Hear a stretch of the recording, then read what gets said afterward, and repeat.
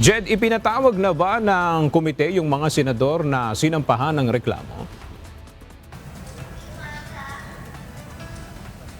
Aga hindi pa ipinatatawag ng komite yung mga senador na inirereklamo o yung mga respondents dahil ngayong araw ang dumalo pa lamang sa nasabing pagdinig ng Senate Committee on Ethics and Privileges ay tanging yung mga miyembro pa lamang ng komite. Muling nagsagawa ngayong araw ng executive session o closed-door hearing ang Senate Committee on Ethics and Privileges. Kabilang sa mga dumalo sa pagpupulong ay ang chairman ng komite na si Senator Joseph Victor J.V. Ejercito. Kasama rin si Senate President Vicente Tito Soto III.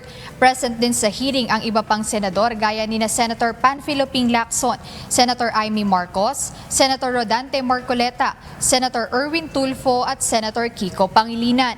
Muling binigyang diin kanina ni Senator Ejercito na hindi pa nila ipapatawag ang sinumang senador na may reklamo hanggat wala aniya silang nakikitang sapat na batayan sa nasabing reklamo. Ngunit tiniyak naman ang senador na bibigyan ang mga ito ng pagkakataong sumagot o magpaliwanag.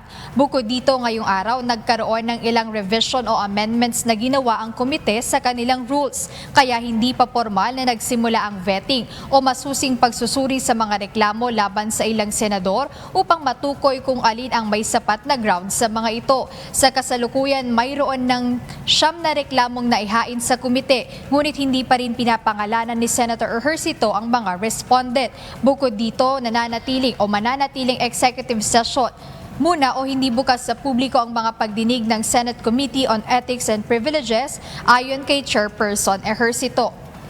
Aga sa katatapos na press briefing kay Senator J.V. Ejercito, binanggit nito na wala pang tiyak na date kung kailan yung susunod na hearing kung saan inaasahan nilang suriin kung sufficient ba in form and in substance yung unang reklamong natanggap ng komite at dito tutukuyin kung sapat ba na magpatuloy ang hearing na ito at ipatawag yung mga respondents at may patawag din kung sakasakali yung mga complainants ng nasabing reklamo. Ayan muna update mula rito sa Senado. Balik sa inyo, Aga.